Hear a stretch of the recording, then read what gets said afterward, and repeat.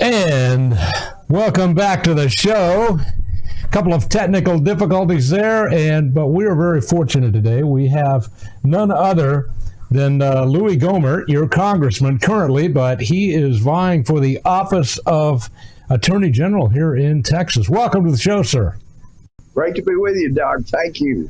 Well, I really appreciate you taking the time to be here. It's you got a lot going on, and I imagine you got about 20 other interviews going today. No, I don't have 20. I'm glad to have yours, though.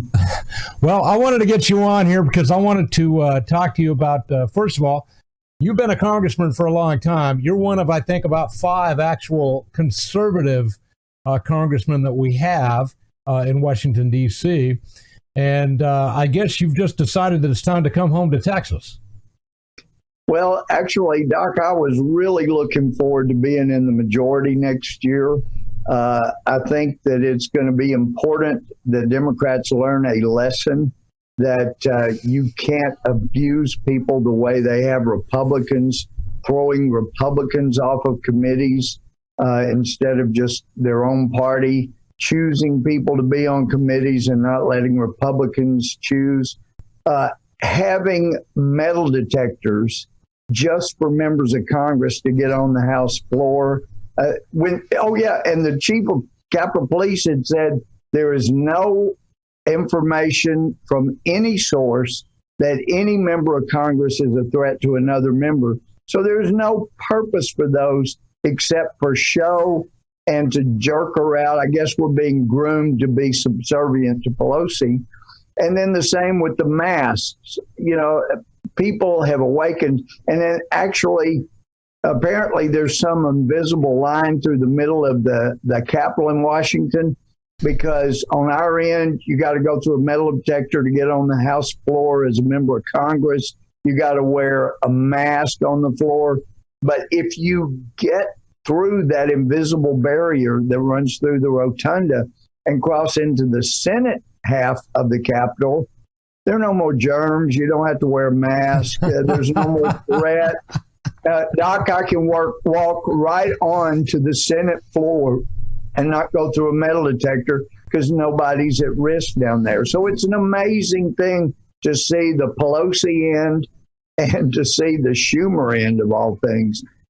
It's outrageous what Pelosi has done. It was outrageous she didn't allow the National Guard to protect the Capitol. It's almost as if she wanted people to come into the Capitol and so they could have a big deal go on. So you probably saw the meme that came out. What's the difference between conspiracy theory and fact? About 6 months, it said. I would say it's more like a year, because it's been about a year since January 6th. And there's more and more coming out that indicates this wasn't quite what the President Trump's fault that we were led to believe. Well, I was there. I was there the entire time, and I was about 20 feet from the action. I didn't actually go inside the Capitol, but I was there, and to coin a phrase, it was a mostly peaceful protest, except for a few of Nancy Pelosi's invited guests. And I'll just say it because that's exactly what I saw. So Washington, D.C. is kind of lost to us. I'm really glad that you're going to come home here and run for Texas Attorney General. I appreciate that so much. It was not an easy decision. I wrestled for a number of months. And actually, Doc, I'd called President Trump early last summer when I heard he was thinking about endorsing Paxton, because I'd already talked to people that were involved in the AG's office. And these were, not what he told President Trump, a bunch of criminals stabbing him in the back. I told President Trump, no, that's what you had. You had a bunch of criminals stabbing you in the back. These people were people of integrity, and they were hired for their integrity. They were hired for their intelligence. And what they did in reporting the Attorney General, the top 7 people, no longer there. Actually, 8 people were part of it. But they reported, they signed it in writing, their name, courageous as could be, saying our boss is guilty, we believe, of bribery, corruption, abuse of office. That took so much courage. Wow. And so that was one of the things that I thought, well, good, maybe somebody will run and we'll get a better attorney general who's not looking down the barrel of indictment and conviction by a partisan DOJ. If they weren't so partisan, I think they would have had an indictment act long before now. But I've talked to another witness today involved in that, and they still feel quite confident the DOJ is sitting on it so they can hope Paxton wins, and then they indict him and they throw it to a Democrat in November. Wow. So that would be terrible. Those things, that wasn't only the problem. Another thing that was a huge issue for me was the election in 2018. And I saw evidence presentation that I know the governor, not the governor, but the AG, Paxton, had seen. And he told some state senators, well, I looked at it, there wasn't enough to convict. Well, I have been, unlike him, I have been an assistant DA. I have been a felony judge. I have been a chief justice.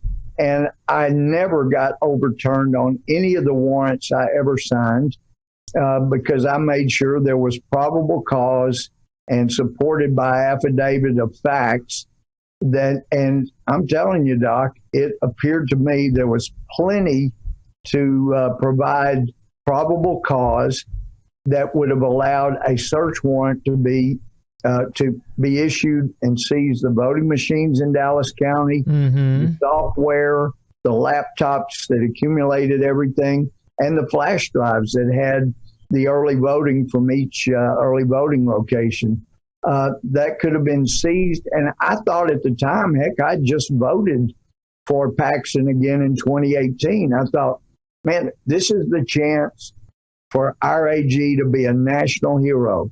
He goes after this, and through prosecuting, pushing, getting this evidence in Dallas County, he could then have all of the evidence to show Georgia, Pennsylvania, Arizona, okay, here's the way they're trying to steal elections, have them prepared, and that would shore up the 2020 election and keep it free as possible of fraud. There's always some fraud. And he wouldn't do anything about that. Then in 2020, there were people in Houston who had evidence of fraud they believed, and some efforts of theirs when Paxton refused to do anything about it were successful. Some were not, but the AG should have been all over that. And I know in December, the Court of Criminal Appeals ruled that the AG can't prosecute election fraud. But regardless, on the civil side, and I do think we're going to get that fixed and make sure that the AG can do that. But regardless, he has the largest law firm in Texas, over 750 lawyers. Yeah. We got 254 counties, Doc. I think you can have attorneys that can do more than one thing. They can collect child support, but on the other hand, when it comes to the election and how important that is, not just to Texas, but the country, yes, we ought to have an assistant AG in every county during the election, and people at the polling places have his number, her number, and that assistant AG know where there's a judge, he can immediately go get an injunction or temporary restraining order. And anything that's being done inappropriate, say, for example, like in Georgia, where they say, you know what, we're counting ballots, but we got a leak, everybody needs to go home. Man, we'd have a TRO right there saying, you're not stopping counting the votes. You're going to continue. We're not going to have you dragging out suitcases under tables full of ballots that nobody got to check on. So I think all of that is so critical. And the other thing, I know I've seen Paxton at press conferences down on the border. Great, wonderful. I've been down there. But I've also been down there all hours of the day and night, all day. I've seen what goes on multiple times. And I'm telling you, and I wrestled with this after the Supreme Court had the ridiculous decision in the Arizona case where they said state and local law enforcement cannot enforce immigration law. And it's not likely, Doc, that they're going to change their minds on that. Well, here's the thing. The U.S. Constitution, Article 4, Section 4, has the government. It's part of Biden's oath when he swears to uphold the Constitution. They guarantee the states will be free from invasion. And I know in 1916, there was a smaller number, Pancho Villa's guys that came into Columbus, New Mexico. I think the most accurate account had 18 Americans killed. Some say 25 Americans killed. And Woodrow Wilson declared that an invasion sent Pershing after him all over North Mexico. We don't have to do that. We just have to have people on the border, and they're there. The governor has them there, state troopers and National Guard, and have them repel the invasion. We lost more than 41,000 people in 1 year to the fentanyl pouring across our border. It is a massive kill-off. And the drug traffic that's brought across, the sex trafficking. Now we're told Houston is the sex trafficking capital of the world. We're number one. It is outrageous. In Texas, we've let that happen. What's the AG been doing? Well, according to his staff, he had this long ongoing affair, and then she got fired, so she demanded he find a job for her, making $100,000 a year, and they say that that's what he got for her from a donor, a developer. And then the developer started getting favors from the AG's office defending him. The AG's office became his own private law firm, according to the people that worked there. So there is plenty of room for an indictment, it sounds like, from people that I know and trust. But even if there weren't, he's had 2 terms, and now he's filing these great lawsuits. But look at the lawsuit that he just filed yesterday about Facebook. He ran off his best lawyers who were people of integrity. So what he's been doing is going out and getting Democrat plaintiffs' firms and saying, whatever you recover, you get to keep a big hunk of that as your contingency fee. He's not even using his big, massive law firm anymore. Wow. His best people have left him. Of course, he fired 3 of them for being whistleblowers, which is a state felony itself. But he should not be going out and hiring outside firms to handle all these cases he's filing. But that's what he's doing. He's farming out his work, and the people he's hired are not getting the job done. It's very, very unfortunate. But I know some people say, well, we can't have somebody at every foot of the border. Well, actually, we could. Well, we could. Yes, we could. You mentioned the Constitution, and it says that if the government is incapable of stopping an invasion, they can call up the local militias. And we got plenty of retired military here that would be glad to donate their service to defend the border of Texas. I talk to them all the time. I know you do too. But the thing is, what I've seen in working with DPS down on the border, and we got these speedboats that travel up and down the Rio Grande. Thank you. They got thermal technology, night vision, and we have balloons. There are balloons that can be floated up that have the thermal. They can. And so I've been with them when they're reporting, okay, there's 17 people that are at this point on Mexico's side. Looks like they're waiting to cross. Oh, there's 3 people. It looks like they're carrying something big, like a bunch of drugs. And here's where they are. They see all these people. They know where they're going to cross. They're just waiting for them to cross. Well, all you have to do is have people mass on our side of the border to repel their coming in. And they won't be coming in. But the drug cartels dictate the time and place and the number of the crossing and what they bring, what they don't bring. And it is time to save this country by stopping the invasion. Well, you're absolutely right. we've been trying to do this. Governor Abbott has demonstrated no interest at all in stopping the invasion. In fact, as you well know, because you were down there, our National Guard is operating as a concierge service to the illegal aliens. They're not stopping anybody, and that's what they've been ordered to do. That's why we have such a high suicide rate among our National Guard right now, Louie Gohmert, and they're not getting paid. Yeah. Trouble paying them when they're down there sacrificing like they are, and they're not getting to stop anybody. Now, every now and then they get somebody that crosses over private land, and if it's been properly posted, no trespassing, may have to be in Spanish or Chinese or some Middle Eastern language because they're all coming across. You know it. But you can have state or local law enforcement arrest somebody for trespass.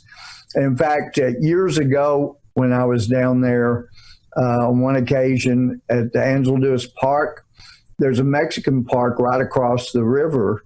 And every now and then somebody would pay a guy on a jet ski to run them across to the American side of Angeles Park. And there was a constable there that would arrest him. The last guy I saw him arrest was Chinese, didn't speak English. And so anyway. Wait a minute. I thought it was only people coming up from like Central America to find a better life. Oh, man, I know you're being sarcastic because you're plugged in. You know, they're coming from everywhere. Middle East, Africa, South America, Asia, they're coming from all over. But I went up to the constable and I said, look, I am thrilled that you're arresting people that come in illegally like that. But since the Supreme Court case in Arizona, what do you use as a basis to arrest them? And the constable said, did you pay $4 to come in the park? And I said, yeah. He said, they didn't. They're trespassing. I arrest them for trespass. I love it. Of course, now, I got to tell you, I asked Governor Abbott to his face why he wasn't doing anything meaningful to stop this. And he said, well, we're arresting these guys. And I said, well, wouldn't it be better if we stopped them before they came across the border? There you go. And his handler stepped in and said, oh, my God, look at the time. Yeah. No, that's exactly it. And they could use non-lethal means to keep them from coming in. But we have every right to do that constitutionally and under Texas and federal law. We have every right to repel the invasion. They're killing tens of thousands of Americans every year. Gosh, Doc, I was talking to a law enforcement officer here in East Texas, and he was saying their chief of police just was threatened by one of the drug cartels' head people over human and sex trafficking, that he either leave them alone or he would be dead.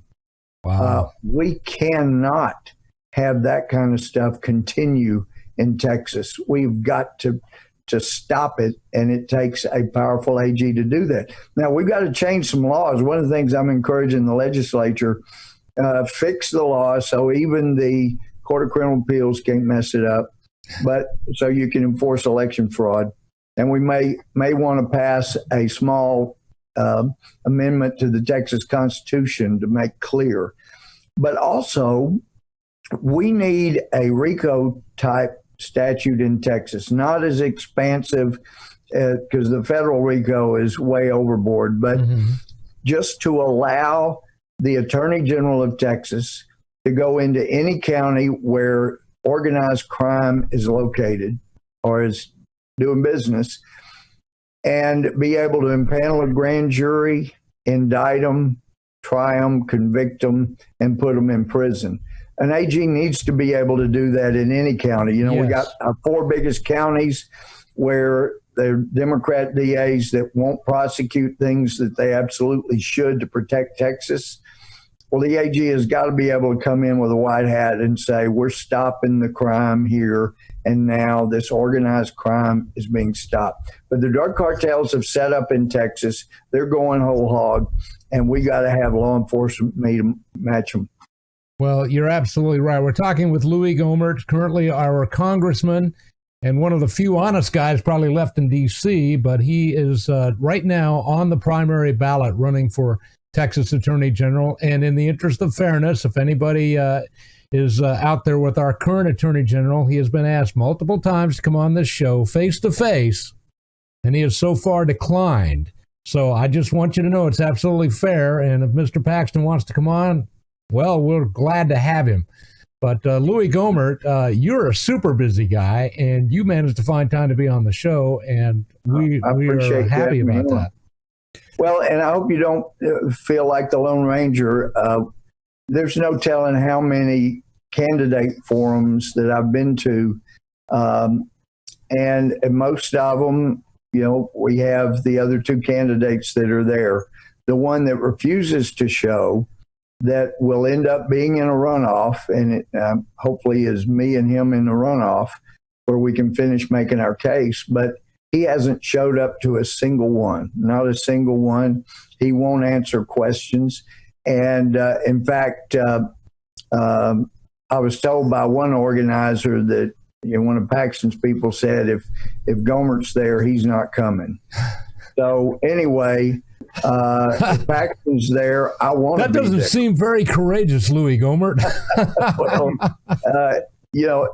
the thing that he was heralded for as being so courageous was, and it endeared him to a lot of Republicans because they didn't understand all the facts.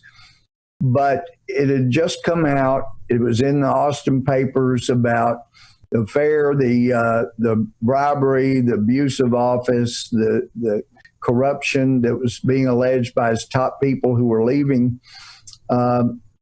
He had to change the narrative. So what does he do? He files a lawsuit against the swing states from the 2020 election, saying that they changed the laws by other than the state legislature. Therefore, they acted unconstitutionally, and therefore their results were not proper. The only trouble with that, Doc, was just a few days before that, I'd gotten a call from a friend who was an attorney general, very conservative in another state. And he was saying, Louie, we got to get an attorney general in a state to file a lawsuit against the swing states for unconstitutionally changing the election law without the legislature doing it. And he says, and we don't want Texas to file it because you guys changed the election law with a stroke of a pen rather than using the legislature. So if Texas brought the suit, it'd get thrown out because you did the same thing you'd be suing over. Indeed. Paxton knew that. He knew that by filing the suit he did, that he doomed the lawsuit, but he was so interested in changing the narrative away from his illegality and indiscretions that he brought that suit, became a hero with President Trump and lots of Republicans who didn't understand. By selfishly filing that suit, he doomed it. It was destined to be dismissed because you can't sue somebody for doing what you did. Well, you're absolutely right. And of course, my other problem is simply here in Harris County, because I was one of the guys that brought that to light, we had over 120,000 illegal votes cast. We went to the Texas Supreme Court with it, and they said, oh, that's bad. Don't do that again. Every one of those votes got counted, though, Louie Gohmert. Well, we would have had a Republican sweep in Harris County if you'd have just knocked out those 120,000 illegally cast votes. And we had video, we had audio, completely backed up, absolutely provable. And Ken Paxton said, I think I'm busy. He didn't do anything. Didn't do anything. We need a man like Louie Gohmert there. And Louie, you impress the hell out of me. You have for a long time. And I'm just so glad that you're coming home. Well, thank you. I would love to have been there in the majority a year from now, but my state's in trouble, and I got to do all I can to try to help it, because if Texas goes the wrong direction, the country's over. Well, I think the country's already over. I'm pushing for Texas. I think Texas is the salvation of the world right now. And Louie Gohmert, you're the guy. Right now, guys, it is February the 15th. Early voting is open. I was the first guy to vote here in Bel Air, Texas yesterday morning. And I got my votes cast. You guys need to get out and vote in the primary and vote Louie Gohmert for Texas Attorney General. And Louie Gohmert, thank you so much for taking the time to be here. Thank you for all you've been doing and all you continue to do. Appreciate it so much. Well, you're certainly welcome. We're going to be right back with Steve Hayes with fairtax.org. And later on in the show, we've got a very special treat. Shelley Luther, running for Texas State House, is going to be here.